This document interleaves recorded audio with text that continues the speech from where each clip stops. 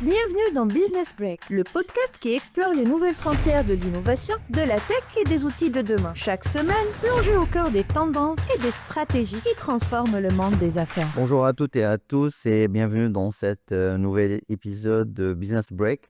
Aujourd'hui, j'ai l'honneur et l'occasion de recevoir Monsieur Omar Wada, directeur général d'Anderson Logistique. Monsieur Omar, marhaba bik. Marc Mourouk, salam alaikum. Vraiment ravi d'être l'invité de YSL Business aujourd'hui. Alors, qui est Monsieur Omar Wada? Omar Wada, alors j'approche la cinquantaine. Pour faire court, architecte de formation. Comment je suis arrivé dans la logistique? J'avais trébuché un petit peu professionnellement parlant, hein, puisqu'on parle de création d'entreprise. فتحت شركة وما مشاتش. Et puis on m'a invité à prendre part à une mission de conseil chez Anderson. Et la relation s'est transformée en une relation de salariat et de présence à plein temps depuis 2015 maintenant. Excellent. Alors, pour les gens qui ne connaissent pas, qui est Anderson exactement? Alors, Anderson, en 2024, Anderson boucle ses 25 ans d'existence parce Ah, que quand c'est une même. entreprise qui existe depuis 99. Anderson assure les métiers et les services de la logistique. En 99, c'était l'unique service de transport qui est connu par tout le monde, hein. On transporte des produits, des biens de consommation et des biens d'équipement. De cette manière, jusqu'à 2004, où on a ouvert la porte de la manutention, c'est-à-dire la logistique, l'entreposage, hein. Donc on a élargi un petit peu. Au lieu de transporter seulement le produit, on le garde chez nous, dans des entrepôts, sous différentes manières. Ça peut être de l'entreposage standard, comme ça peut être vraiment de la gestion poussée, la gestion de stock, etc. Troisième phase, je vais parler de 2012. Après avoir transporté les produits, après les avoir entreposés et stockés, eh ben, on a commencé à les distribuer. C'est-à-dire, on a avancé dans les 3 PL, comme on dit, hein, et on prend ce produit de la production et puis on transfère et puis jusqu'à l'emmener avant sa consommation finale, on va dire, jusqu'au hanout al-khrani. Vraiment, pour l'agroalimentaire, pour le médicament aujourd'hui, on s'occupe de ce produit jusqu'à ce qu'il arrive à sa dernière phase avant le client final. Il y a carrément il y a un aspect de transfert de responsabilité là. D'accompagnement surtout, d'accompagnement. La mission qu'on se donne, c'est qu'on accompagne nos clients sur la gestion des flux de leurs produits. Ok. Et aujourd'hui, Anderson a plus de 25 ans d'existence. Donc, Ça s'ouvre et ça s'élargit aujourd'hui avec tout ce qui se passe, non seulement en Algérie, mais même à travers le monde par rapport à ce boom de e-commerce. Comme on habitue nos clients à un travail particulier, hein, on a notre identité, notre âme, on a une clientèle exigée. Si c'est Anderson qui le fait, eh ben, il faut que ça soit relativement infaillible. donc il y a un certain, disons, une certaine qualité, un prestige qu'il faut toujours garder, un niveau de satisfaction. Honnêtement, euh, nous ne l'appelons pas spécialement prestige, mais on inculque par le biais de notre service un sentiment chez le client qu'il est pris en charge d'une manière personnalisée. Il est accompagné, on a le souci de sa satisfaction et on œuvre tous les jours à ce qu'il soit dans la réussite. Et on vit avec lui comme étant on a des clients communs et des objectifs communs. On fait équipe et corps avec lui. Aujourd'hui, vous parlez de personnalisation. Comment vous arrivez à atteindre cette personnalisation? Quels sont les outils que vous mettez en place? Aujourd'hui, on est en 2024. À l'approche, on rentre bientôt en 2025. Tout le monde parle d'innovation, tout le monde parle de technologie. Je pense qu'il y a une part qui prend en fait, pour personnaliser. Il est clair que personne n'a le choix aujourd'hui, hein, que de passer à des plateformes, à des outils, à des portails clients. Mis à part le système d'information où on a commencé comme tout le monde sur de registres et des tableurs Excel et puis Google Sheet après, on passe maintenant à un ERP intégré qui gère à la fois le flux de transport, le flux physique de la manutention et des marchandises. Nous sommes passés il y a quelque temps à une application mobile pour les chauffeurs pour créer plus de rapidité et d'interactivité. On a accompagné une application qui s'appelle e-express pour le transport de la marchandise, où le client, l'utilisateur, l'utilisatrice sont à l'aise. Ils n'ont besoin que d'un téléphone ou d'une interface web à travers un ordinateur, à ce transport. Et nous faisons appel à des spécialistes de la chose, hein. Nous sommes dans notre cœur de métier et nous essayons le plus possible de transformer cette expérience qui a un côté artisanat un petit peu dans ce qu'on fait, de le transposer sur un support digital. Un monde numérique. Voilà. Comment vous voyez que la technologie aide le domaine de la logistique à évoluer? Aujourd'hui, on n'est plus dans, comme vous l'avez si bien dit, on n'est plus dans l'artisanal. Ah, c'est énorme, ne serait-ce que, je vous donne le simple exemple, hein. Avant, il fallait appeler, envoyer un fax à l'époque du fax, hein. Donc c'est vraiment tout un entretien téléphonique, voire un interrogatoire pour bien comprendre le besoin. C'est sujet à des erreurs, à des incompréhensions. Ben, aujourd'hui, grâce à un portail client, le client est enregistré, il a ses accès, il renseigne son besoin. Il y a du traitement technologique et informatique. Pour moi, ça reste toujours magique. Moi qui ai eu l'occasion de travailler sur des 3,86 à l'époque, Waouh! des disquettes 5 pouces. Les fameuses disquettes 5 pouces Alors, et les disquettes 3 pouces et demi. exact. Moi, le simple script que j'ai commencé à voir, je me disais, attends, là, on va devenir, ça va être extraordinaire. Donc maintenant, honnêtement, avec l'avènement de l'intelligence artificielle et toute la souplesse de la scalabilité des systèmes en full web, etc., ça nous donne beaucoup de... Et puis avec les possibilités qui existent maintenant avec Google Maps, etc., qui est une partie quand même importante, et toutes les possibilités de faire des calculs et des analyses et de s'appuyer sur cette partie à offrir toujours une meilleure prestation de service et avoir une satisfaction client. C'est vraiment, je voudrais revenir à l'application dont vous m'avez parlé, e-Express. Est-ce que je peux avoir un peu plus de détails? C'est quoi e-Express exactement? On ne pouvait pas être loin de la digitalisation générale. Donc réellement, on a joué le rôle à la fois d'initiateur et d'incubateur de projets. Ok, ça c'est bien. Le projet technologiquement parlant, assuré par une start-up locale, mais il fallait quelqu'un du métier pour recruter les centaines, les milliers de chauffeurs et de Les transporteurs. accompagner. Voilà, et les accompagner, les former, assurer le travail. Et donc, c'est une solution, application mobile d'un côté, et existe aussi sur le web pour celui qui veut utiliser un ordinateur. C'est tout simplement mettre en relation d'une manière simple un transporteur et celui qui a besoin de transporter. Alors, vous enregistrez, validation, vous émettez votre besoin, je veux transporter de tel point à tel point avec telle catégorie. Vous avez un minimum de sécurité parce que par rapport au chauffeur, Ben vous oui, êtes c'est ce qu'on identifié. cherche. Le chauffeur est identifié. Le prix est connu. Ça n'ouvre pas la porte à Des négociations. des négociations interminables et puis un changement d'avis à la dernière minute. Et vous avez plus ou moins l'assurance derrière que si un flop il y a, c'est le transport, il y a des aléas, vous avez toujours le service Anderson derrière et National Express qui va rebondir si problème il y a, si un besoin de dernière minute surgit. Voilà. Aujourd'hui, je voudrais revenir un petit peu. Donc, quand je vois ça, je vois que Anderson, c'est un grand groupe. Je pense qu'aujourd'hui, vous êtes à combien de personnes?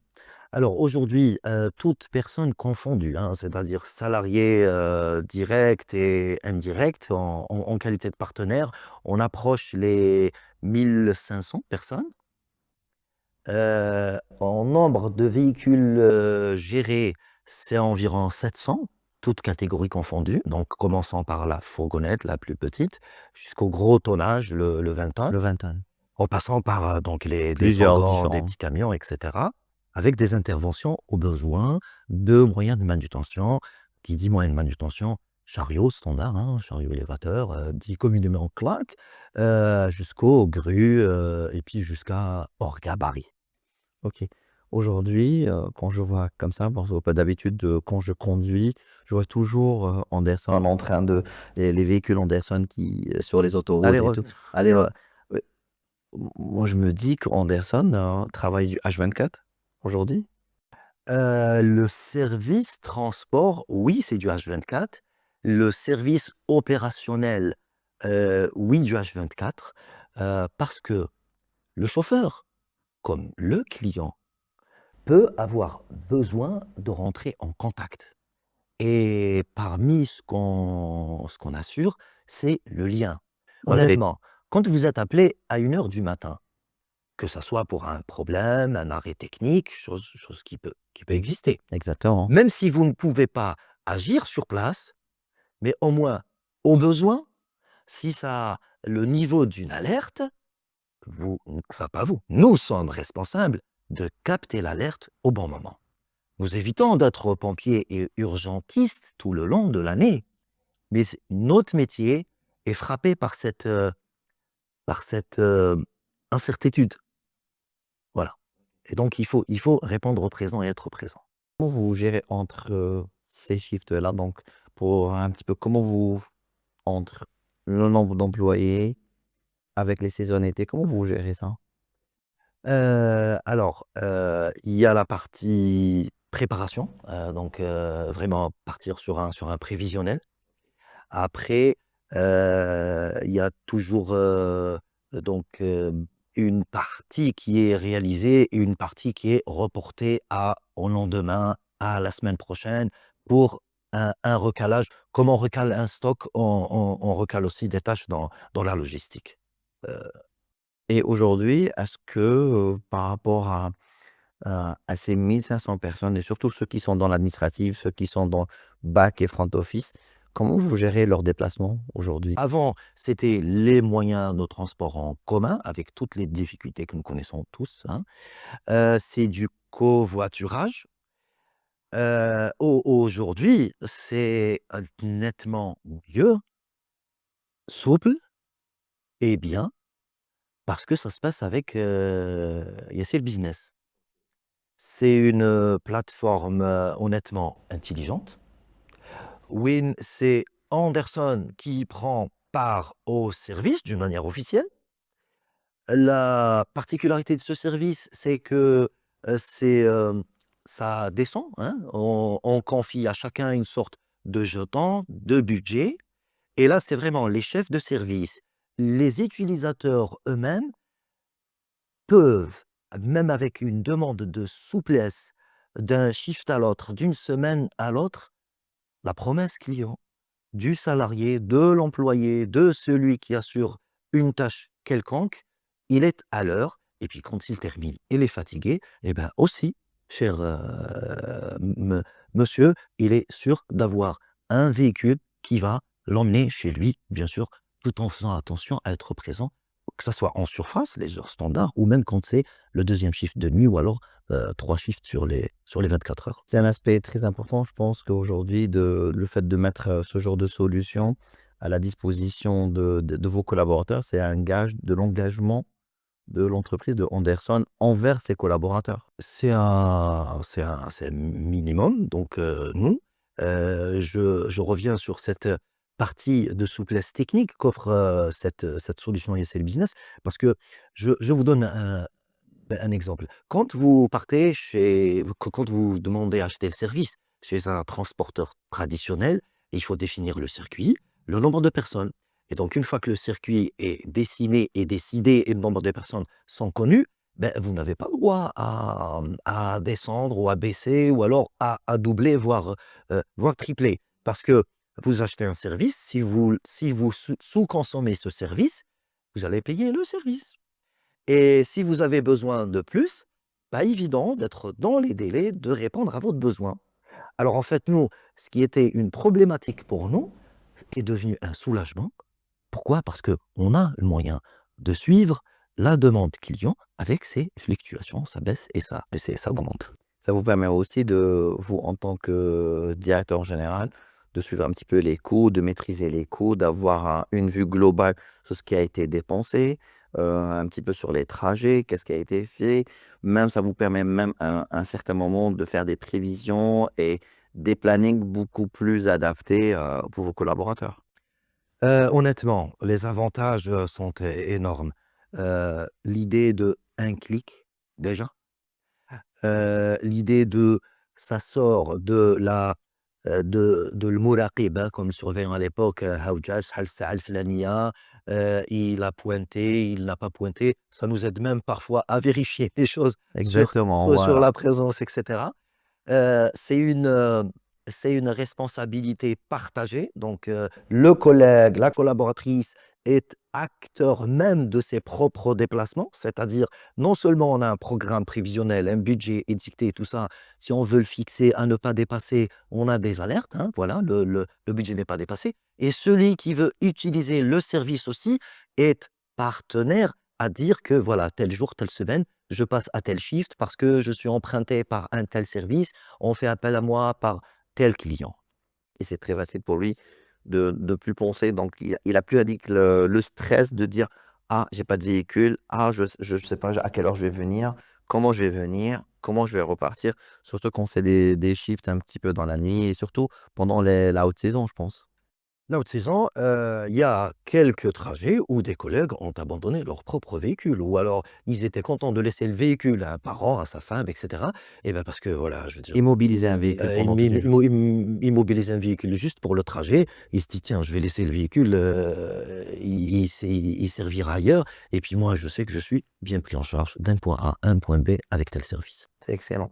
Alors, moi, donc, dans votre entreprise, donc, chez Anderson, donc, vous avez dit que donc ça avoisine un petit peu à 1 500 personnes et aujourd'hui, donc comment vous faites un petit peu pour, maintenir cet engagement, de vos employés? Aujourd'hui, je pense qu'il y a des récompenses derrière et Et il est clair que, in fine, c'est une relation de contribution-rétribution. Je pense à la manière avec laquelle fonctionne, Hakim Aberkan, qui est le fondateur et le propriétaire de la société. C'est une société où il y a de la vraie évolution. C'est-à-dire, on rentre pas nous avons recruté du personnel qui ont commencé manutentionnaires, c'est-à-dire le début de l'activité, le socle sur lequel se repose une activité d'entreposage et qui sont aujourd'hui, managers et gestionnaires de stock.